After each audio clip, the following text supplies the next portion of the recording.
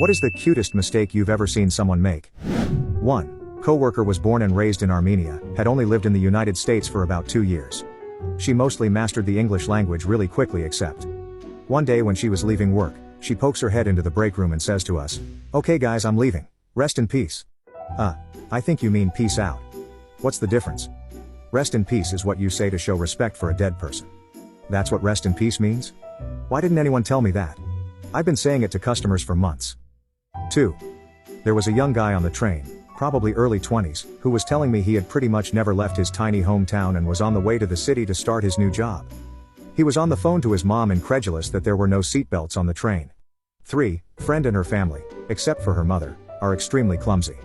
One time her father got locked out of the house, waited for her to come home, but she also forgot her keys, so they waited for her brother, who also forget his keys, so they ended up all waiting for the mother outside. 4. When the kids I work with accidentally call me mom and then get all flustered.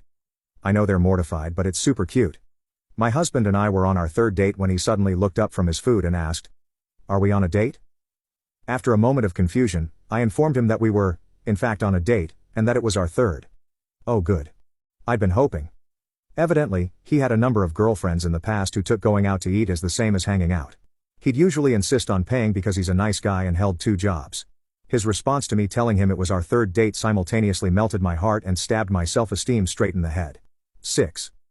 A while ago I was in the mall on a crowded day when suddenly I felt a tiny hand clasp my palm.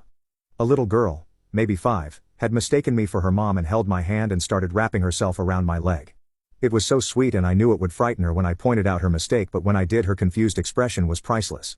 She continued to hold my hand while we walked around looking for her mom. It was extra cute because I remember doing that myself as a kid. 7. My wife's first language is Spanish. The first time she saw a slug she exclaimed, "Look, it's a snail without his house."